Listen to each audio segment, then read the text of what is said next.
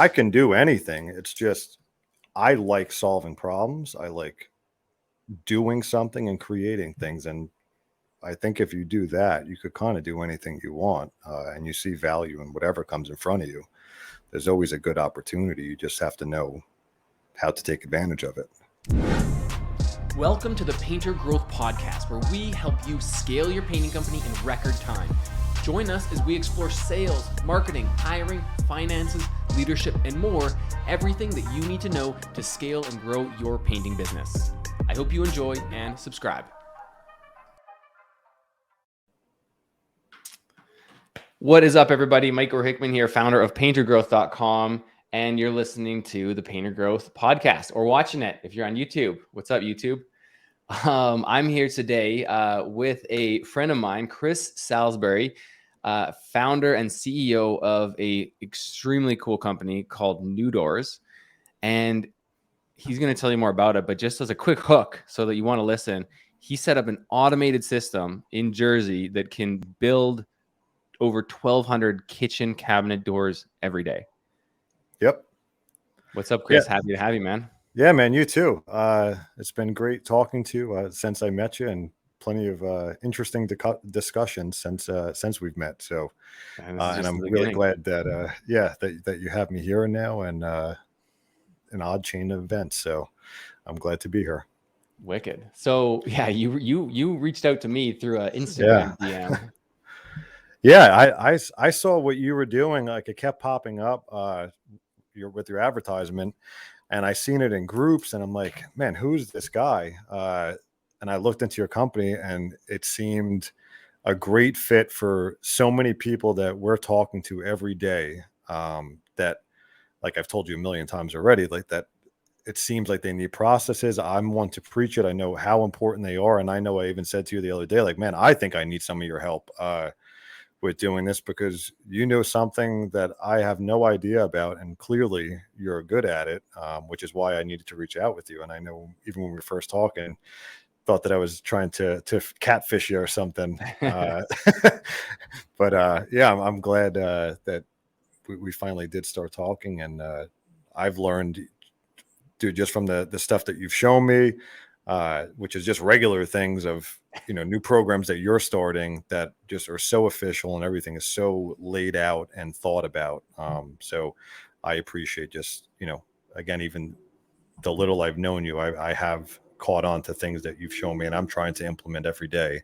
Awesome. To, get this to be better. So yeah. I love it, man. And I love I'm just so fascinated by what you've built.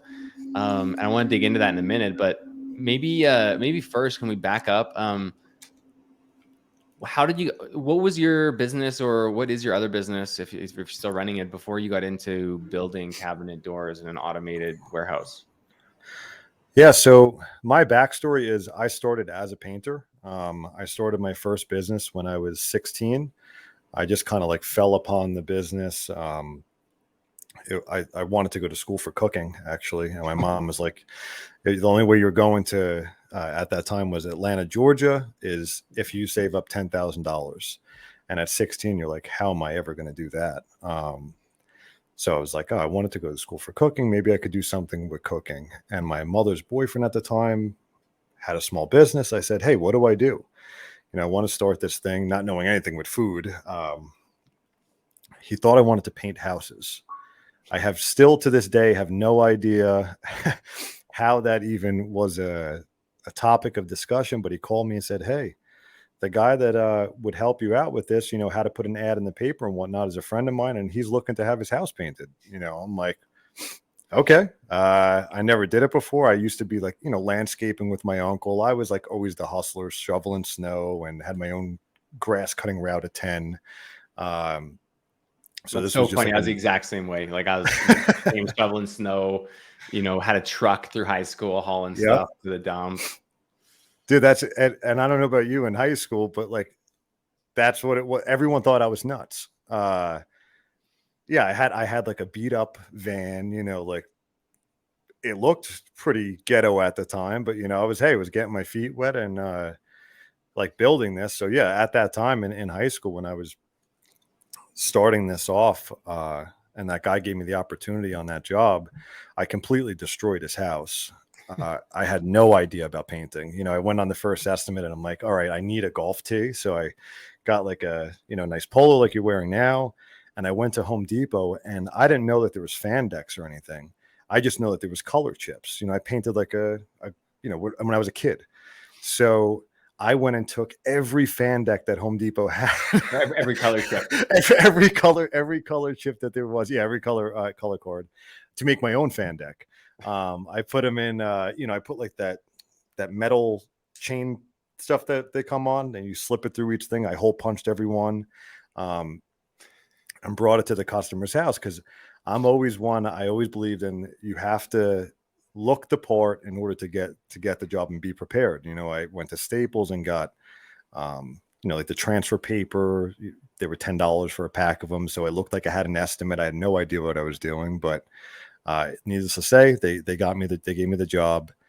I destroyed their house, broke furniture, got paint all over the floor. I threw a whole gallon of of white paint on a black carpet right in front of their daughter, who I was in school with at the time. I was shaking up the can, and it was like an old can of paint that the customer asked me to use, and it was like an off-white. And I'm like, sure. Now I would have said anything like that, but yeah, I'll use the old paint. And I was shaking it, talking to the daughter at the time, and I had the handle, and it just first shake, boom, whole gallon on the floor, on the rug. And she's like just standing, you know, 5 feet away from me. Had to clean it all up. Either way. So got going with that. I took the $80 that I made from it. They paid me, and I put it into the newspaper, and I got magnets from Staples it was a DIY carb magnet. You cut your own letters out and stuff. And I had a Toyota Tercel that was like 5 different colors. And that was the paint truck, you know, and just literally rolled every dollar that I made. I had no idea how to paint. I just started hiring people and learning as I was going. There wasn't YouTube. So you just mess stuff up and tried not to replicate the mistake again.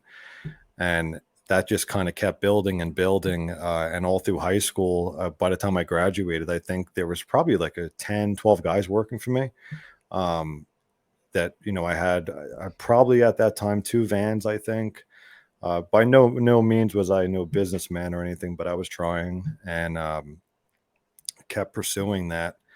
And it got me into, one day I was just painting someone's house. Someone drove by that I knew. Hey, someone I know is looking for a commercial painter. You know, we got a store. It wound up being Dunkin' Donuts.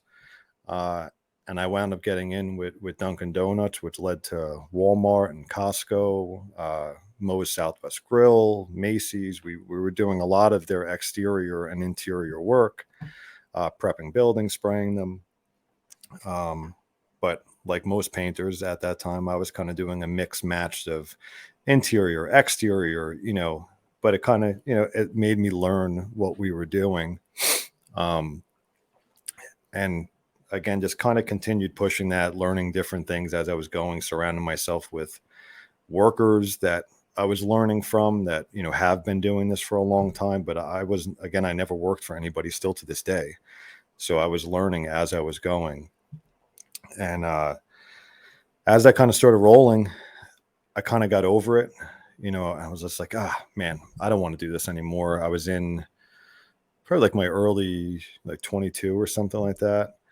I didn't really have too much. You know, my business kept going up and down, up and down. I didn't understand structure. I didn't understand, you know, advertising wasn't so much a thing at that point, social media wise, but I pushed a lot with signs and things like that. And I learned a lot with that.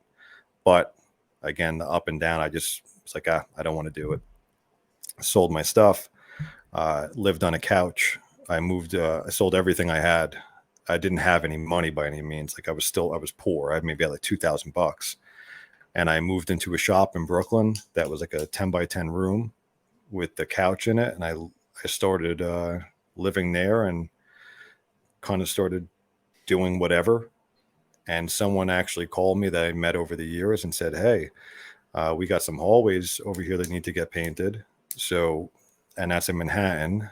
They gave me the job. I got a few friends. We started painting the hallways in this building. And as I'm doing the hallways. One of the girl that I knew that hired me said, "Hey, I hear her complaining about the cleaning company." And I'm like, "Yo, give me a shot." She's like, there's no way. This is a 100,000 square foot building, and it's BuzzFeed, the tech company, their Manhattan office. And I'm like, just give me a chance. Give me till tomorrow. I'll have an estimate together. And again, I'm literally I'm living on the couch in Brooklyn. I have nothing to my name. And do I somehow she gave me a chance. Me and my mom and my partner still now, Dan, we started the business with $2,000. I was the one cleaning the bathrooms, and every day it kept building, and I started getting in that community of people, and it led into like a lot of millwork and building things, and I was able to get nicer things, and went from cleaning into a lot of maintenance work, and that company kept building. And we started to do unique things for set companies. So we would build things for big events like Spotify and Sony. And when they would have a big festival, we would get hired to do these crazy events.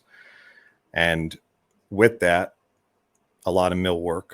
And with a lot of commercial millwork, it started moving into paint and out of laminate material, but not so much so.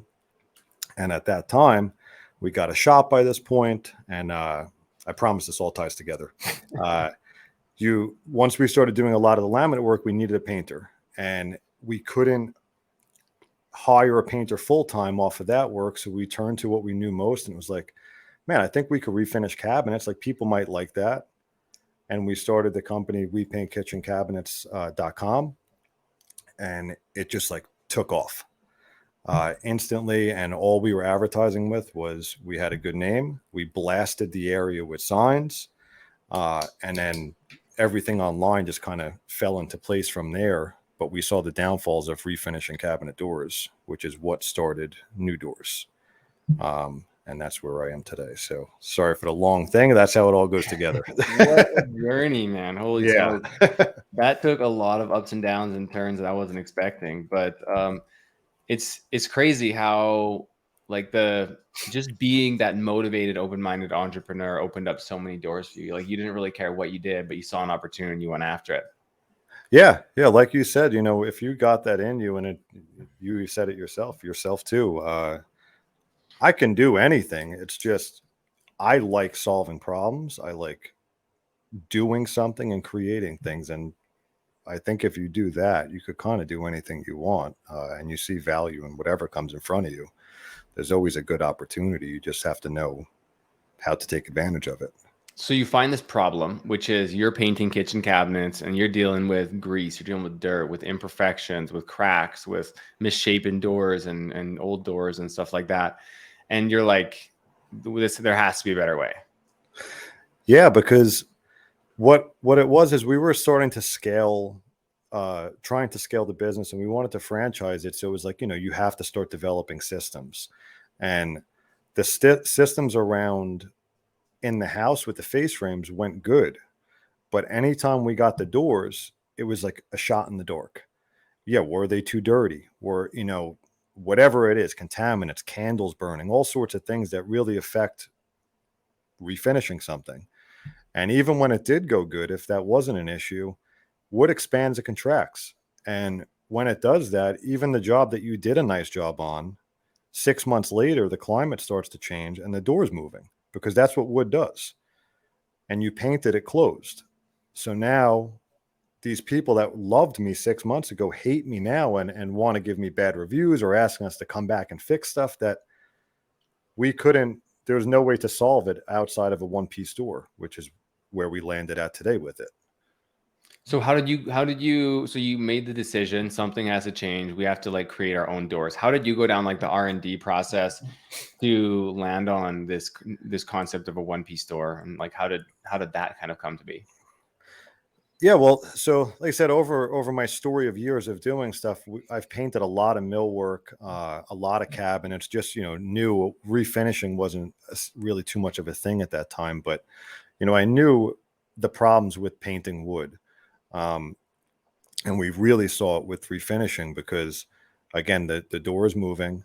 You have a panel and a 5-piece door. So there's a crack there that the paint, it's really hard to not fill that up with paint. And the minute you do, it's visibly noticeable and also really expands and contracts. So we saw that constantly being a problem, and also species of wood matters. So I was actually doing my own kitchen and building at a standard 5-piece door. We had a full shop and everything kept moving. I was getting so annoyed that I'm like, there's got to be a better way to do this. And that's how we started exploring, different alternatives to a traditional door. Everyone wants painted doors. That wasn't a thing 5 years ago. So, 5 years ago or so, the pigmented lacquer or paint on cabinets wasn't a thing. It was stained doors. And if they were a color, it was usually like that white, cheap, thermofoil door. And that's really it. But since it started to change to one in color, the manufacturer making 5-piece doors still has to make them that way. He's just saying they're pink right now. And that wasn't fixing the problem. So we had to go into more of a route of, again, looking at it from the paint side instead of just the manufacturing side. Gave us the ability to kind of hone down this process and get it working backwards and making sure that you're getting an end result that lasts and is easy for you to work with. It's forgiving. And it's giving your customer something that, again, is going to last. It's going to hold the credibility up to your company better without getting callbacks. And yeah, just a better door. So that's kind of how we landed on it. So tell me about what were the first doors that you made? And like, what were the first materials that you thought you should use? Actually, explain what a 1-piece door is. Sure. So yeah, a 1-piece door is a routed door we use HDF. So it's a process panel that's condensed down. It's really hard. It's like MDF, but that's what we first started with, was MDF. And you're trying to route out a panel to make it look like a shaker door or whatever the door is that you want. But MDF is completely different than HDF. MDF was impossible to finish. It kept absorbing all the paint and just didn't finish right. So we started just, again, talking to people that I've met over the years in different industries and trying to understand what the best material for this would be. Which is what we landed on, what we're using now, which is an HDF. It's moisture resistant. It's an American made product, which that does play a lot into it too. There's no bad glue in it. That's what a lot of other materials have in it. And you'll see pinholes in the paint. That's the glue coming out of the board, which is what a lot of guys are typically using. This material doesn't have that in it. So you get just a real uniform finish that's nice and clean, without any imperfections or, again, anything off gassing out of the board itself. And how many? So just how do you make you router the shape of the door? Yeah, so you typically do it on a CNC. That's how we do it. Again, our process now just feeds it and cuts them out on a big CNC. Guys will try it with a hand router or something too, I guess, but typically it's on a CNC table. Yeah. Okay. And how many types of profiles can you create? Yeah, right now we have, I think, like 15 different profiles. We're constantly adding more, but again, we try to think backwards and make sure that the door could finish well. We don't want to just cut something out just because you like the look of it, and then you go to paint it, and it's like, this is a nightmare. So we try to, every profile that we make, we try to make sure that we can finish it good. We could show you how to finish it. But we do custom doors too, all the time. A lot of people will come to us with a profile that is something random or they're trying to match. And a lot of the times we can match those up. All right. So you have this company now, NuDoors, NuDoors.com. And you guys have an automated manufacturing facility that can create doors on demand. So I want to learn about that. But before we do that, what is the use case for a painting contractor who paints kitchen cabinets? How can NuDoors benefit them? So it benefits them specifically from the contractor because they're saving time. they're saving time, they're saving product, and they're ensuring that they're not getting callbacks, which is the real, usually the profit in a job. So we eliminate all of that by using our doors, because we could send them to you primed and they're brand new. There's no issues with them, adhesion, anything like that, ready to sand or paint, or we could paint them for you too if you want. But a lot of the contractors, painters do paint them, and they're saving all of that. So that's the biggest benefit to it. And So a it's not, customer goes and quotes a customer's a painting contractor will go and quote a homeowner's kitchen, and they'll say, okay, this would be 12 grand for us to paint, or it will be like how much does it typically cost the homeowner to yeah, reface their doors versus to have them painted? yeah, good question. So I've been hearing a lot of feedback on this from contractors. So what they were trying to pitch at first to the customer with our doors is a huge upsell. And they would say, just say a typical job is for refinishing $4,000. And they would try to tell the customer, okay, 4,000 for a refinish, and I could upsell if you want and do NuDoors for 7 or 8,000. And it wasn't making sense. And they were still getting sales, but not as many. But what I hear now that they're switching to, and this is what I've been trying to preach with them, is they're seeing the benefit again in saving that time and only making the doors a little bit more. So if 4,000 to refinish, 4,500 for NuDoors. A typical set of cabinet doors from us primed is between $700 to $1,200. So you're going to lose typically. We're doing a run right now showing this in real time of videos. It's around $500, give or take. It's going to cost you just to refinish cabinets. So if you think of it just like that, you're back at zero. And if you could do a little bit of an upsell and get the customer to cover a couple extra bucks of it, you made out better than they did, but they think that they made out better because they got something completely new. Mm-hmm. So the price is, that's how they're marketing it now. And that's how I think it should be pushed. Because again, it's great for the customer, but it's even better for you. Is there like a range per door that people can use to kind of help them estimate? Yeah, so we recommend going by the square foot instead of by the door. And we even tried to practice that even in the refinishing business, because you're just kind of guessing when someone says, oh, every door is $100 or $150. Every door is not the same size. Every door will cause you to order 1 gallon of paint, or maybe you're going to need 1.25 gallons. And that's where guys are running short on a job. So we recommend that you're going by the square footage, and our price on prime doors is around $22 a square foot. So you could go on our website and even input that data, and it shoots out a price for you right there. But I recommend the guys just create an account, go online, they put in the dimensions as they're going, even on an estimate, and it tells you the price right there. But So the yeah, square foot outdoors of the door, not of the kitchen, right? So you measure all of the doors, you get the total square footage, and then that's going to be about your price, about $22 a square foot. Yep, yeah, for prime doors. Okay, so 700 to 1,200 for cabinet doors primed is the contractor's cost. Is that including shipping? No, shipping, depending obviously where you are, ranges from, it's usually around $200-300, give or take.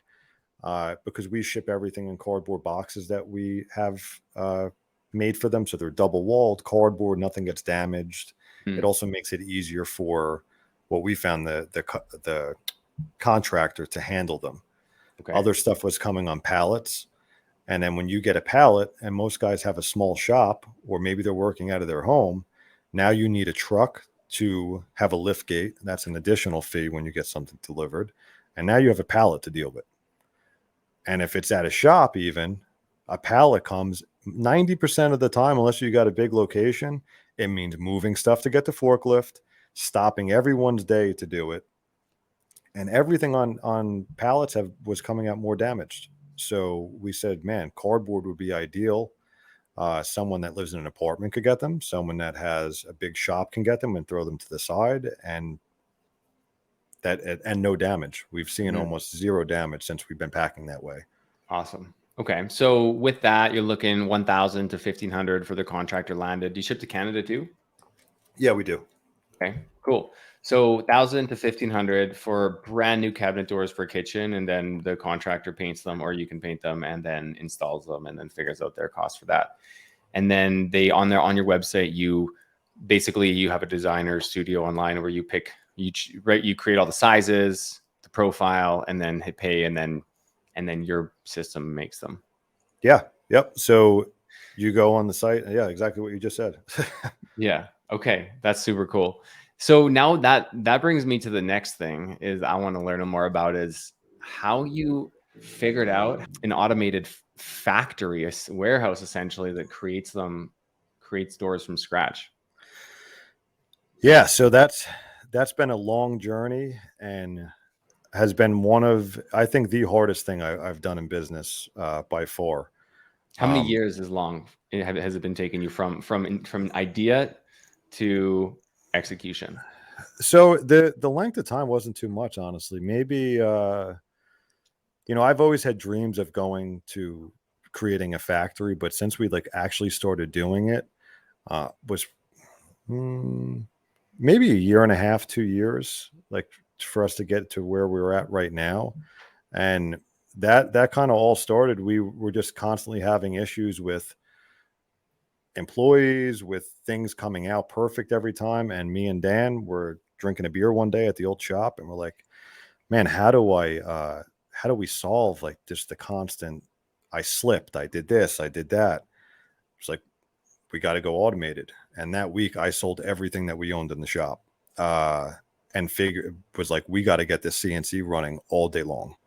And that was the step one into it, was just the mindset of saying, okay, this is what we're doing, and saying no to everything else. And that was like obviously incredibly difficult. But we got rid of everything, started pushing into it. And I just started finding anyone that I possibly could that knew something to start to educate me, into it. But yeah, 2 years, give or take.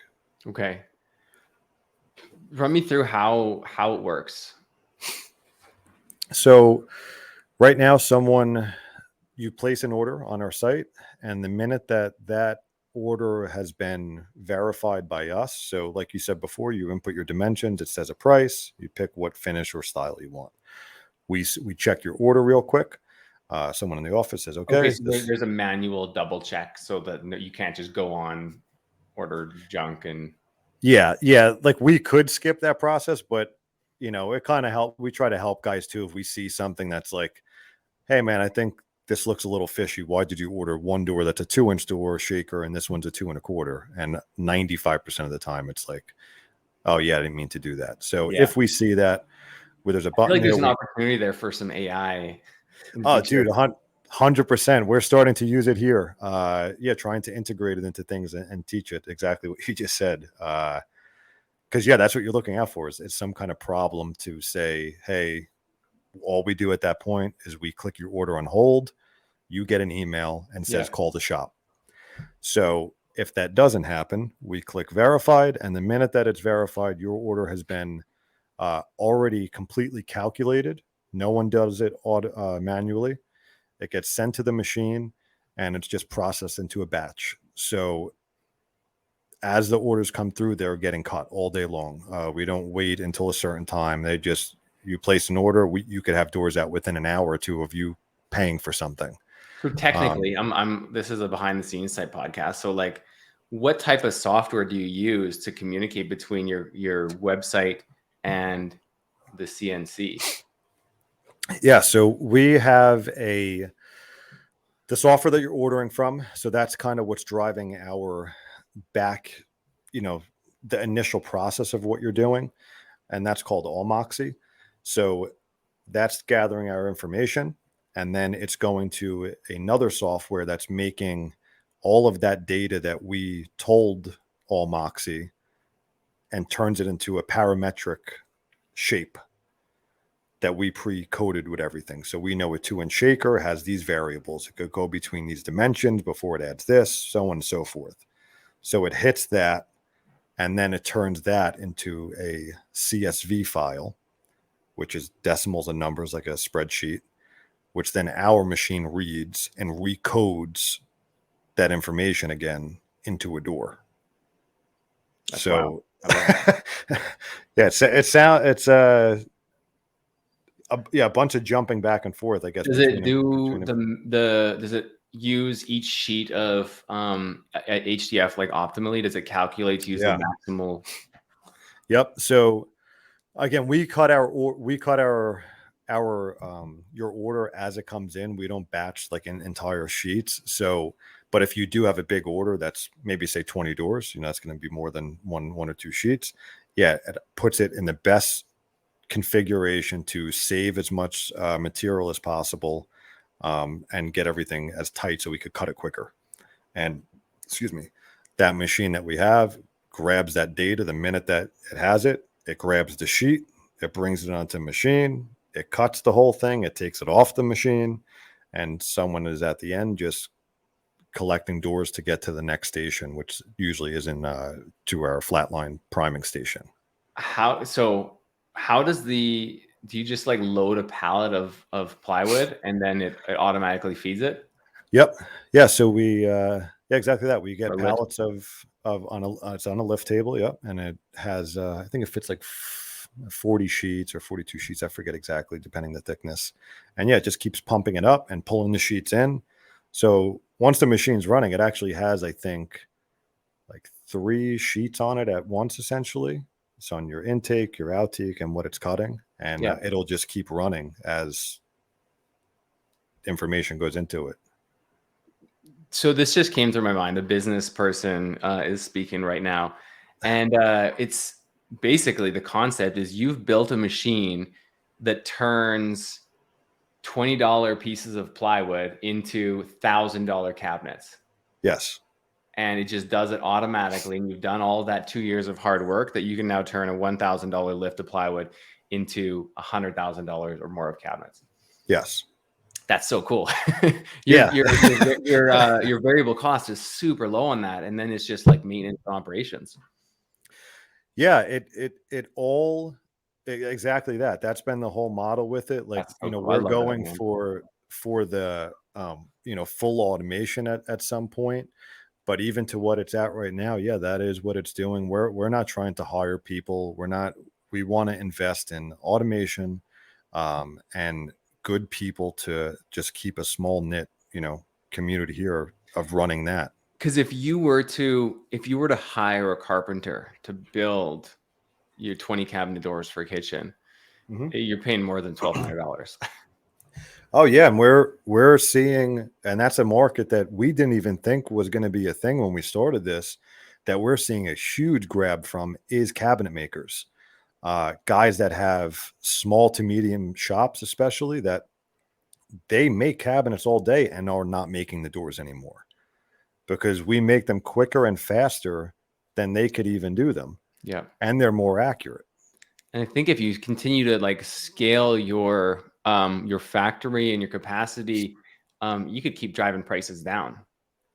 Yeah, and dude, I'm glad you said that, because that's always my goal, and everyone thinks I'm nuts. And that's before I even got to this point. Again, I've always thought, I've always thought in that mentality that I might not be able to afford to compete with some of these people, but I have to think that way. And I'd rather take a smaller margin now and gain more, because I could change that margin the more I grow with technology.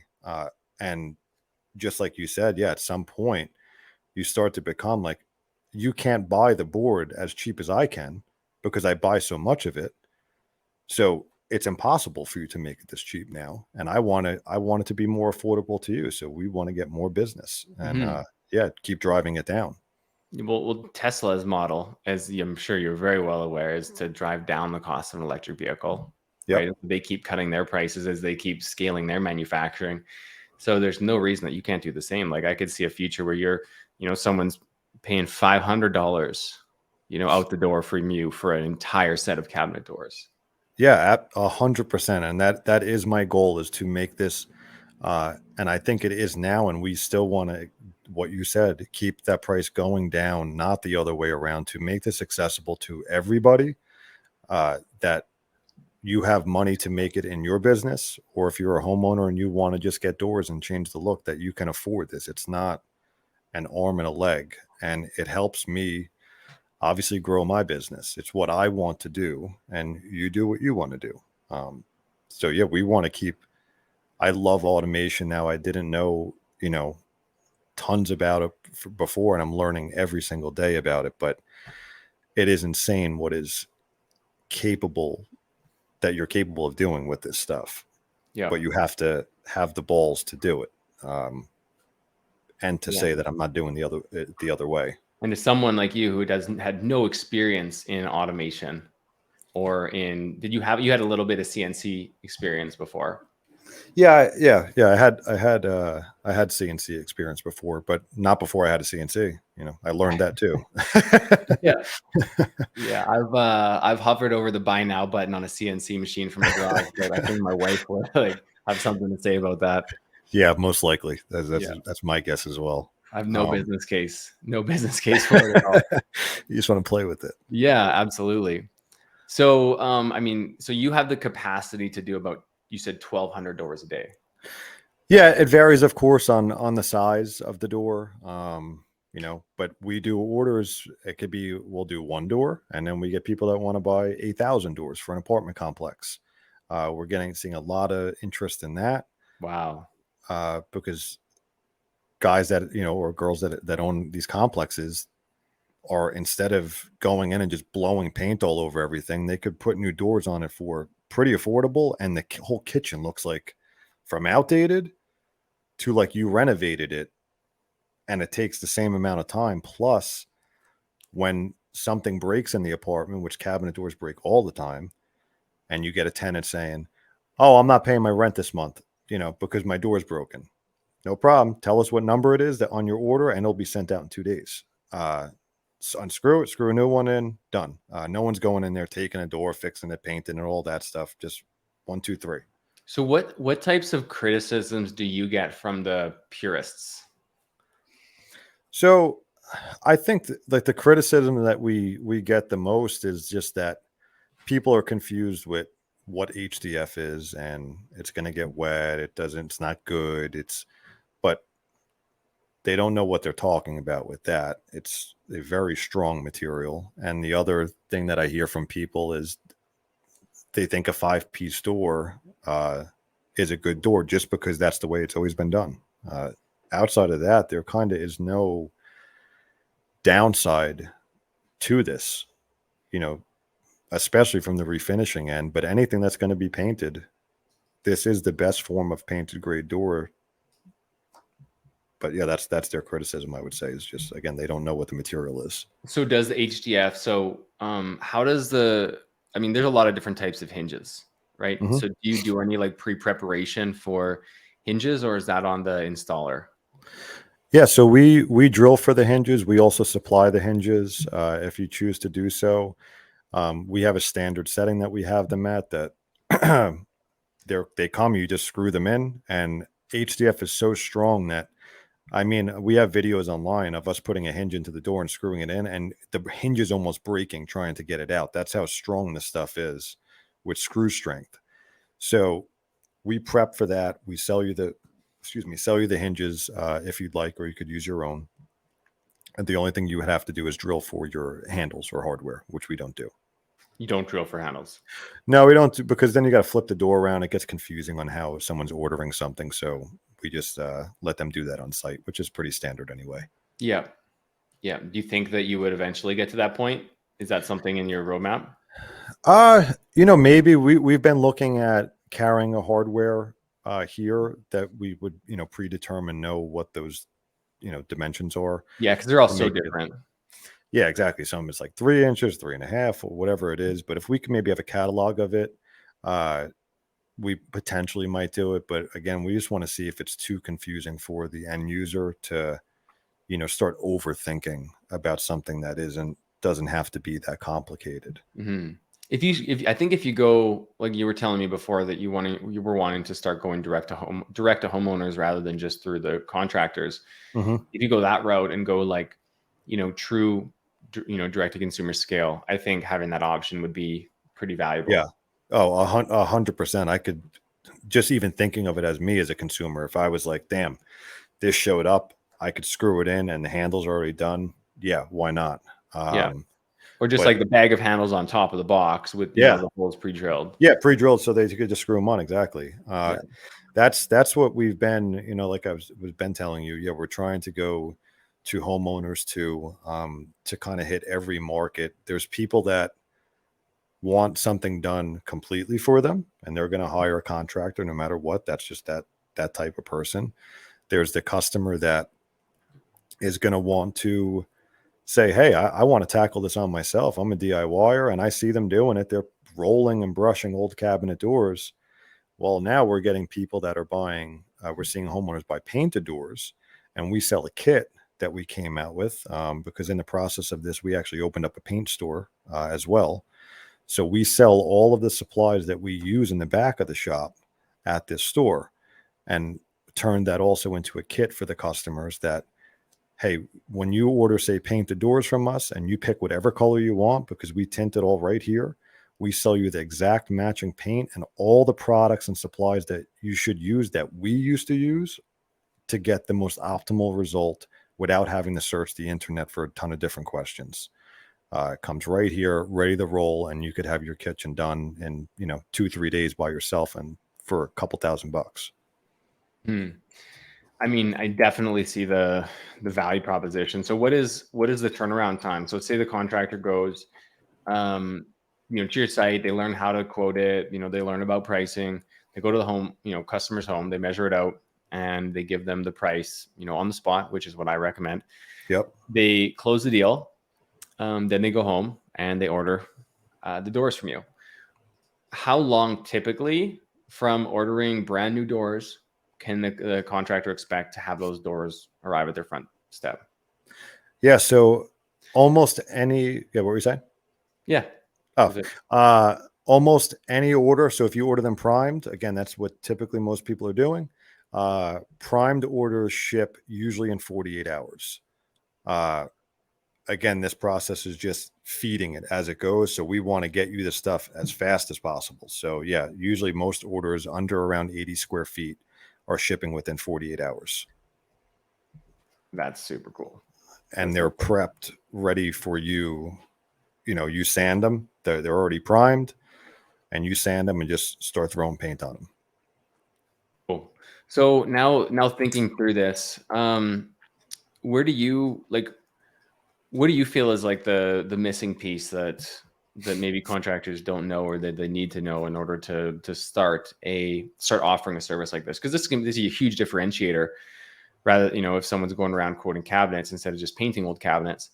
So what is the missing piece from someone thinking about, hey, this would be a cool service to add to actually making their first order and selling their first cabinet refacing? Yeah, so I personally think, I don't know what your stance on this is, but I tell customers, you need a sample. That's my opinion. When someone can hold something and touch something, it's so easy to sell something, and I hear that from anyone that has been selling it now. So I think getting a sample is the most crucial part, and we just came out with a sales kit, so that actually has like a painted sample in it, some literature on the business, and these cool wooden sticks that we did here. So it's an oak and a maple, and one's rolled and one's sprayed, because a lot of people ask, maybe this kitchen is the face frame should just get rolled. Oh, well, what's it going to look like? Here you go. You know what I mean? Like, this is what it is, and get that so people can start seeing what it is. And So you once can you like get a help set, them cross shop. yeah, exactly. Let them pick what they want to go with or whatever your business is comfortable doing. And from there, once you get a sales kit, we schedule a call with you and kind of answer any questions that you guys have as far as sales or whatever it may be, and try to get you on the right path with that. And this is what we do as a living and have done our whole life. So we get called all day with some people even at the estimate with their customer, hey, I'm using this. The customer has some questions, and we'll answer whatever it is to try to help you get the job. Because after you do it once, you're going to be, what was I doing? And keep trying to do this. So, yeah. What's the next part of your? Actually, first of all, you got to send me a sales kit. I need to see okay, it. yeah, I'll send one over to you. They're in a cool box too. Okay, awesome. Maybe you can send me a link I can put below the podcast for people to get their own Yeah. kits, and they're free. You send those out to contractors for free. Yep. Yeah. We just set up a call with them just to kind of give them a breakdown as to what, just hear about what they're doing. And then, Cool. we send them out a sales kit. Thanks. What's the next part of your process you're trying to automate? So we're going into automating the paint. Again, right now we can prime or paint around 21 doors a minute with our machinery. But where we get hung up is in the sanding and painting. So that's what we're going to next. We're putting in another system here that will be able to take a door from complete raw board, like I walked you through before, have it cut, primed, and painted, and ready to go in a box all within one day. And that's what I'm aiming for now. Again, how Is far dry out are we time? from? Yes, yes. So it actually this system, once you put it through, goes through the sprayer, and it goes into a bunch of different ovens that lift up the parts, and so within 8 minutes or so, you have a completely cured piece. Yeah. When it pops back out of here and it's ready to go into a box. I see huge value in that. Like, I want to order that in my kitchen. My kitchen's it's like 10 years old or something. I'm like, man, this is like, you send me the doors, like, let's go. Yeah, dude, it really is. It's giving the customer, and they're seeing value in it too. I was talking to someone this afternoon that you don't have to sell it so hard. It seems like the contractors or the customers seeing that when you're going to paint something, you're not giving them anything. Like, they're getting a new color, yes, but they're getting something. It's a physical something new in their house. So it's so easy to convert someone when they see, wow, I don't just have to get the color I want. This, like I said before, I get the shaker doors I wanted, and it only cost me $500 more than repainting them. Why would you not? Yeah. That's what I have in my own cabinets. Yeah. It's like, why would you repaint your car when you can get a new car for the same price? Yeah, exactly. That's 100% what it is. And again, no callbacks. So there's benefits just from like both sides of the customer and the contractor. Yeah. I was looking at your social media, and I feel like your system has so much potential for like really great social media content. You just need to get someone in there who's just like really into like getting the shot and then like mixing it all together. Like, there's so many like trendy videos, I think, that like the before and afters and how things are automated. Yep. Yeah, you guys got Yeah. some. Yeah, we just hired like a full-time marketing company. Like, I think I was telling you, we started shooting video on some things that you were suggesting, and it's just like how to break this down into things so that that he's getting some good content that he could do some cool twist on thing with, because again, we weren't even thinking in that mentality when we first started this. It's just like pivot. Yeah. Now that you have your your kind of path forward and like your like where the business is going, like where do you see NuDoors being in 5 years from now? The thing is, I see this as something that we're just going to keep growing and go into different product categories that we're already starting to set up and define. And everyone needs doors. I don't see that it's never gonna change. Everyone's gonna be moving, and even in this economy now, like I see it as a benefit. It's an alternative to something that's so different that you get so much value out of. And for the next 5 years or 10 years, I think if I can automate and essentially print money, why would I stop? Anything could happen 5 minutes from now, but that's what I see happening with this. And that's how we've been thinking about this, is something that I could leave behind and, create that will be, lasting forever. I'm, for the first time in my life, getting paid when I'm sleeping. I Yeah. wake up and there's orders, and it's like, wow. And they're all over the country, which I never thought could be a thing. Yeah. Which that's incredible to see every day, that these guys using it. And I want people to do well with it and their businesses to grow with it, so that we both can gain from doing good. Yeah. And I see the path where like maybe you once you max out on, 1,200 a day, you set up a secondary line in your same Yeah. shop. And then maybe you set up a line in Arizona, right? That, Instead of the East Coast, West Coast. that's exactly what we see with it. There is no limit to it. It's just replicate. Yeah. And money, once you do it, and you could just keep doing it and doing it and doing it, it doesn't change. So yeah, that is the goal, and just to automate more things. And listen, I want this to literally, I don't want anyone working out there. We're looking into arms that pick things up and put them on different. Yeah. Excuse me. That's the path that I see forward with it. That is the world that we're living in. So I think you just keep emulating what Tesla's doing, because like yeah, it's like exactly that, just in cabinet doors. Your product is so much simpler than an electric car. yeah, I would say so. Yeah.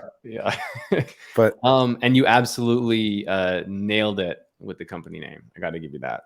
thanks. Yeah, it's always I love clever anything. Yeah. It helps you stick out. So I appreciate that. So that's NuDoors.com, NuDoors.com. Yep. Link is going to be below in the description, and then go to that site. How else can they learn more about you, man?